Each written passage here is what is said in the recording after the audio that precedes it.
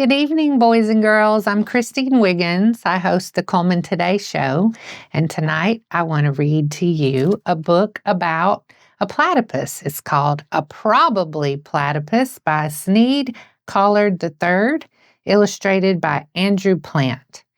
And it just so happens I have a friend who's a platypus, Freddie. So he's about to learn all about where he came from, all the good things about platypuses. What is that strange creature paddling down an Australian stream with its legs straight out and its eyes and ears closed tight? Half lizard, half beaver? What could it be? A platypus, probably. 110 million years ago, an ancient Gondwanaland, platypus ancestors swam through steamy forests and tickled the feet of dinosaurs. Today, the dinosaurs are gone, but the platypus remains a warm-blooded mammal, different from all others. That incredible bill, shaped like a duck's, but soft like leather? It is packed with hundreds of tiny cells that feel, touch, and even electric currents from the bodies of other animals. Waving its bill back and forth and using its wonderful webbed feet to swim, the platypus explores eucalyptus-lined streams. When its bill touches another animal or feels the electricity from its body, the platypus attacks. Worms, mussels, shrimps, and tadpoles, even the larvae of insects found walking around the river bottom, the platypus stuffs them all in its cheek pouches and carries them to the surface. With no teeth for chewing, the platypus crushes its food on hard grinding pads inside its bill. Meal finished, it swallows, takes a breath, and dives again. 10, 12 hours a night, the platypus dives and paddles, always searching, always hungry.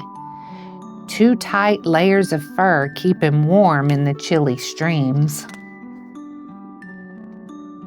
But even the platypus must stop to rest now and then. One moment we see its brown swimming shape, the next it disappears into one of many hidden burrows it has dug with curving claws. While the sun tracks across the Australian sky and kangaroos forage along the banks, the platypus sleeps. And when dusk arrives, it wakes and slips back into the stream, covering miles, alone under the patient moon till dawn.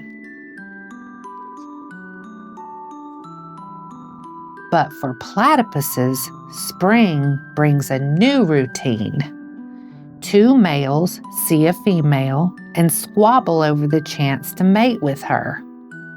Armed with a venomous spur on each hind leg, the males fight. Only one of them wins.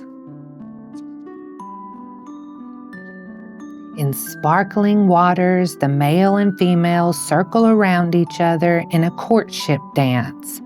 After several days, they mate, then the male swims away. Soon, the female platypus digs a nesting burrow up to 60 feet long, and at its end lies a nesting chamber that she packs with leaves carried under her grasping tail. Everything ready, she crawls into her retreat and seals herself safely inside. The female platypus doesn't give birth or raise babies in a pouch. Unlike almost every other living mammal, she lays eggs. 1, 2, sometimes 3 precious jewels. For a dozen days, The female platypus curls around her eggs, incubating them, keeping them safe. Finally, the platypups hatch and slurp milk from their mother's belly. The platypus babies grow fast. At 6 weeks of age, all covered with fur, they open their eyes, ready to poke their heads into the world. After 4 or 5 months, they drink the last of their mother's milk, and on one dusky evening, they set off into the stream to find their own territories full of food and shelter. One swims past a fisherman and his son. "What is that?" the boy asks. The man scratches his chin. He smiles. "A platypus, probably." The end. Sleep tight, boys and girls.